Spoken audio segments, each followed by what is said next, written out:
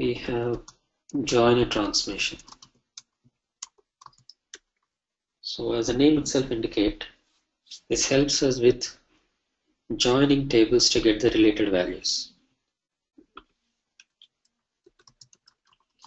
Used to join tables to get related values. Now this is considered as an active transformation. Can be used only in the connected mode. Why active is, depending on the join type that we select, the number of records may vary. Now, using a single joiner transformation instance, you can join only two tables. Using a single joiner transformation instance, you can join only two tables. Using a single joiner instance, we can join two tables. So, what if I wanted to join more than two tables? So in that case, a simple formula we can keep in mind, like to join n tables, we require n-1 joiner transformations, joiners. Okay, how does that work is, say for example, I'm trying to join these two tables, A and B. So I'll join using a joiner instance, J1. I would like to join one more table also, table C. So for that, what I need to do is, I need to take the output of joiner 1 and the third table. These two outputs, joiner 1 and C. These two I have to give into the second joiner J2. So now the output of J2 will give me the joined data of these three tables, A, B and C. Similarly, if I wanted to join one more table, maybe table D. So what I have to do is, sorry, J3. I have to take the output of J2, which is the joined data of three tables, and my table 4. These two inputs I have to give into the third joiner. So likewise, until here, how many tables we have joined together? 4 tables. How many joiners we had to use? 3 joiners. So likewise, at any given moment of time, to join n tables, you require n-1 joiner transformations. Right? Now, here there is one important concept related to joiner. You see, in all the 3 transformations above, how the data transformation is happening on a row by row basis. Okay, integration services processing one record at any moment of time. Now we know that in any joiner transformation, 2 tables are participating. So how does these 2 tables work? How the data transformation work? One particular table data is first completely read and kept in the Informatica cache. Then the second table data is sequentially processed. Among the 2 tables that are participating in your joiner, one table data is completely read from your source database and kept in Informatica cache. Then the second table data is sequentially processed on a row by row basis. So these 2 tables that participate in any joiner, we call them as master and detail table. Master table data is the one that first gets cached. Detail table data is the one that gets sequentially processed. Cached, and this is sequentially processed. Okay, so how do we decide this? Which table has to be considered as master and which has to be detail? To understand that, let me take an example here, like I have table 1, which is having some 100 records. I have another table having 10 records. Now I wanted to join these 2 tables.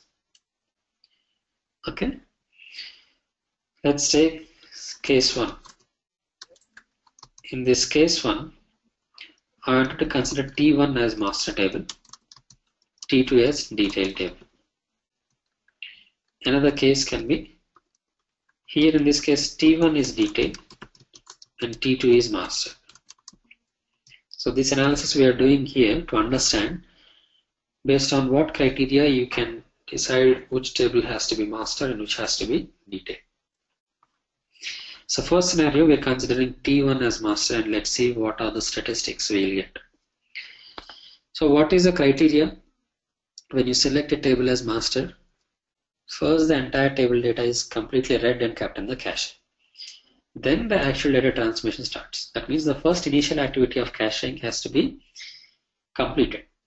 So let's say here, if I consider T1 as master table, maybe I require 10 minutes. I'm just putting a number for understanding.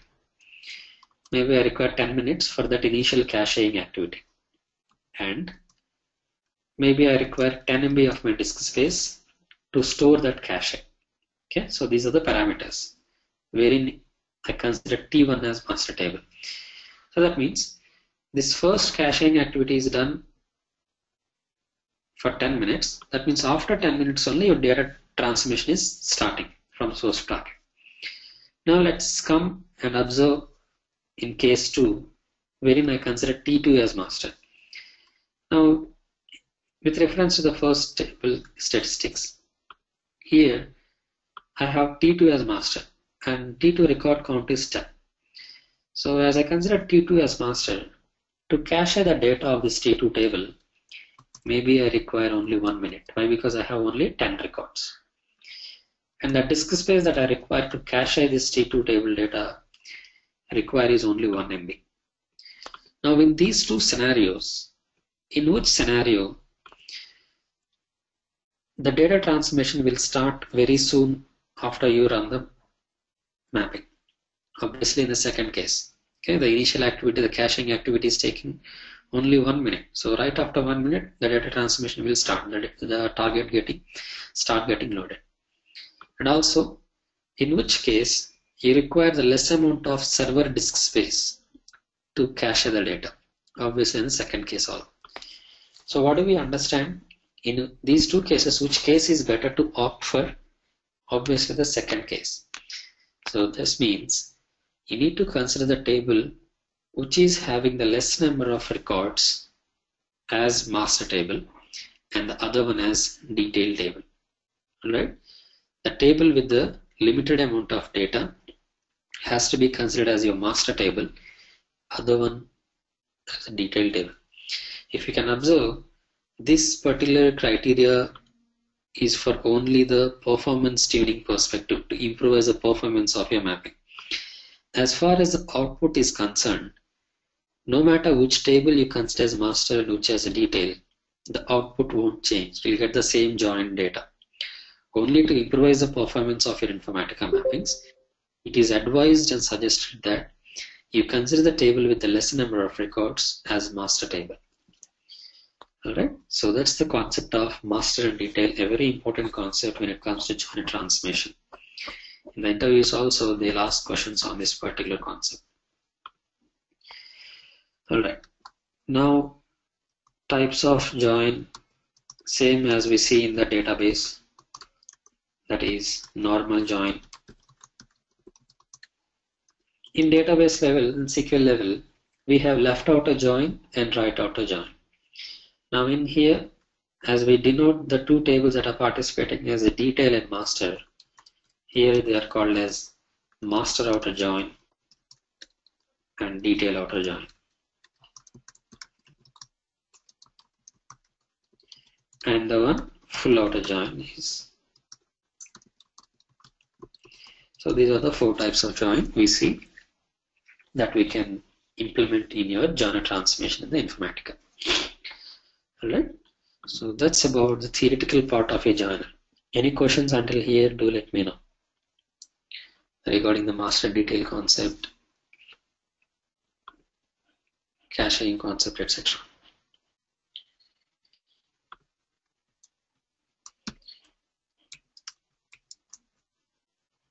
So we'll see the data flow as well. Hi, Raj. Can you repeat Yep. the cache process? Which part actually?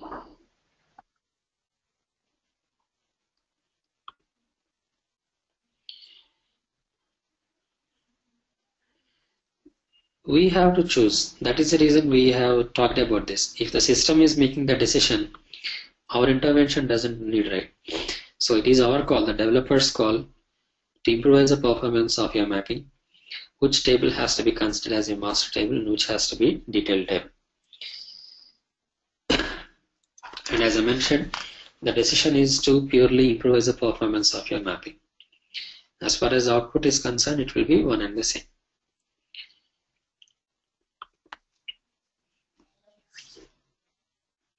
Okay, so that's about it. Now let's see this. Anusha, here I'll explain about that cache. You can observe. So what is the property of a joiner? First, it will cache the master table data.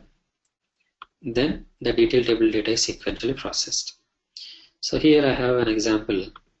The requirement is to populate the department name for all the employee records. To populate the department name for all the employee records. Now, department name is not available in the employee table. So I have to join with the department table which is containing the department names. So to join these two tables, I have using joiner transformation, and obviously join condition would be based on department number. And here I'm considering detail table as employee, master table as department. Why? Because obviously the employee table can contain thousands of records. For any organization, the employee count can be thousands. But when it comes to a department, it can contain hardly 10-15 departments. So as far as the record count is concerned, department table will have the less number of record count. Employee table will have the higher number of the count. So that is the reason department is considered as master, employee is considered as detail. So if I go ahead and run this mapping, what happens first? First, the master table data is first completely read, kept in the cache. Let me call this as cache here. Now in my Informatica cache, my master table data, that is department table data, is there. Once the cache is done, then the sequential processing of detailed table data will start. So that means first record is picked up from employee table, brought up to joiner. In the joiner, based on the condition is based on department number. So that means for department number 20, I have to look here. Okay, I have a record, and the record is found, the value is returned, and the record is sent out. Again, the next record, 50, check and see in the cache, no 50 found, so null value. And what is the join type we have selected? Normal join. Normal join, what is the property? It will allow only those records which has found the matches. Now this record hasn't found any match, so this will get rejected here itself. Then the control will come back to source. Same thing again, look for the department number in the cache. If it find any match, pick it up and process it. So this is how a joiner will work. The table that you mark it as master table is first completely read and kept in the cache. Once that initial caching activity is done, then the detailed table data is sequentially processed. And the output records of a joiner depends on your type of join you select in here. So that's the working of your joiner.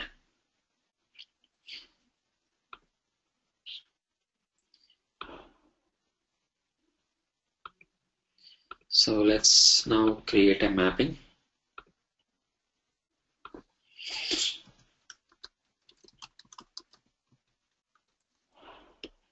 So I'll bring these two sources, employee source as well as department source.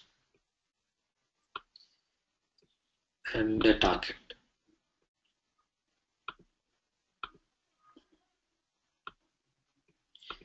So I'll quickly create a joiner transformation from the menu, create, select joiner, name it. Now into joiner, I'll bring the required columns from both the sources.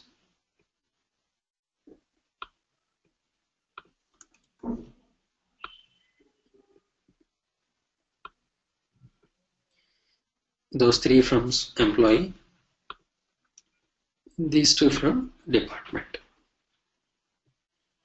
And from joiner, you can map the required columns to target.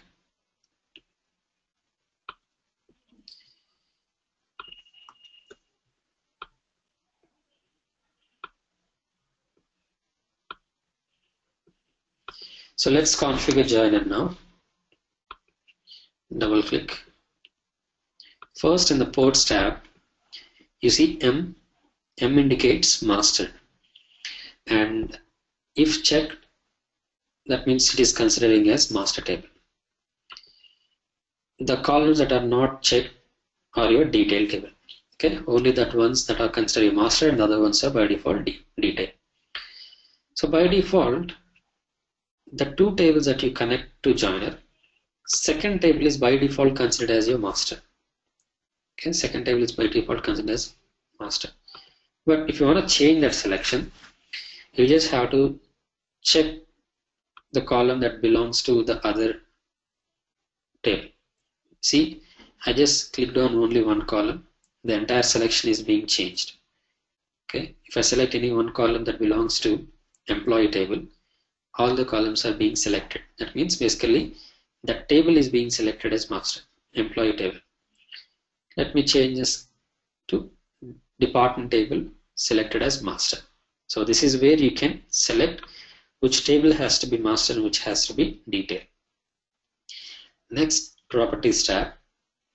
In here, you can select the join type. 4 join types: normal, master, outer, detail, outer, and full outer. Based on your requirement, you can select the required join type. Now come to the third tab. Here is where you need to add your join condition. So click on this, add a new condition option. Make sure from the master table columns, select the required column name. On the right side, detail column list. From this list also select the required column name. So I'm selecting department number from both master and detail tables. So that's my join condition is going to be. So with this we are done. What is all we have done here in the joiner? We made sure the proper table is selected as master table. We have selected the required join type, and then we have added the required join condition as well. So with that, the configuration of joiner is done and mapping design is completed. So let's save the mapping here, Ctrl S.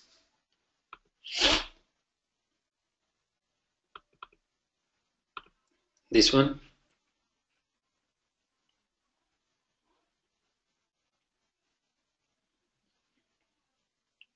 Yeah.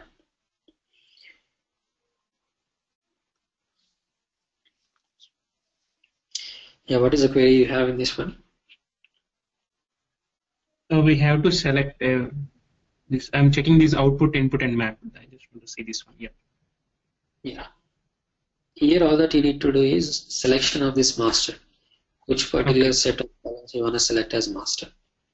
So these two are coming from department table, so I selected as one.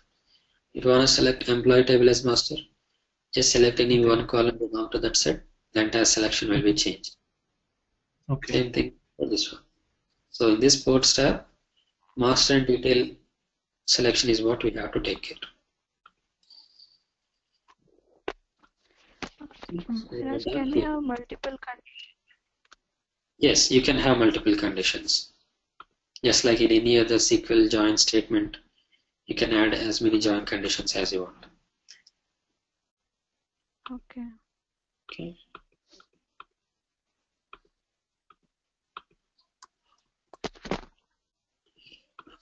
Sorry. All right. So now We'll go to workflow. In the workflow designer, I'll create a new workflow.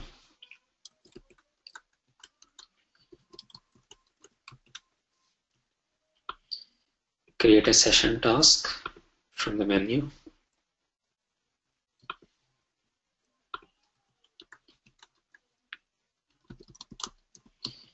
Now from the list of mappings, make sure joiner mapping is selected.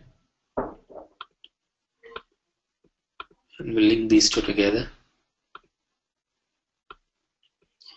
Finally, let's make sure we assign the connection objects in the session properties. Mapping.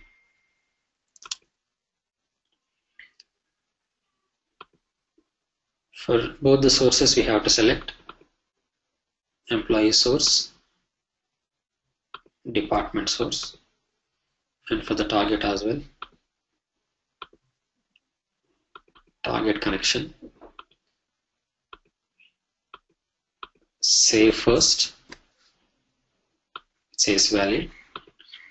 So we can go ahead and run the workflow.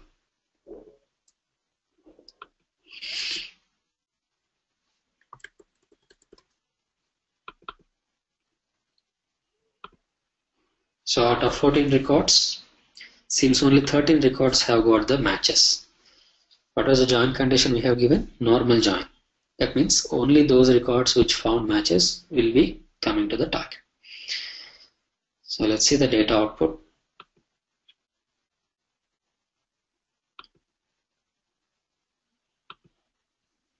Here we go. Into job column, we have populated our department names. So that's join a transformation for us. Any other questions you have, you can let me know.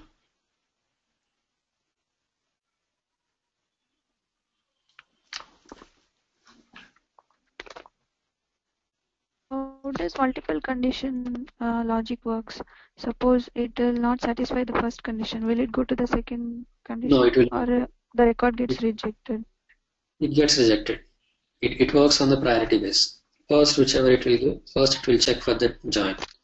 If only that matches, then it will go to the second. So it's a priority.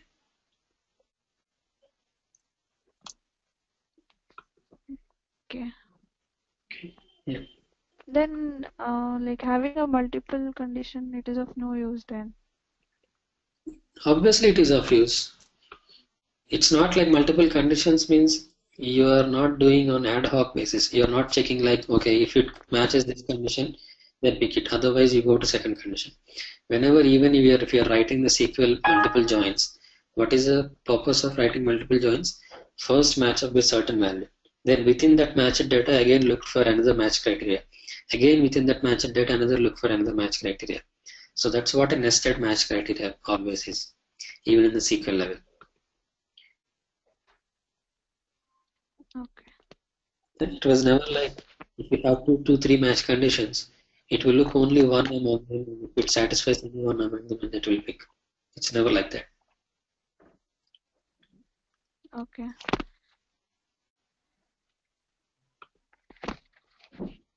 Can we use multiple joiners in a single mapping?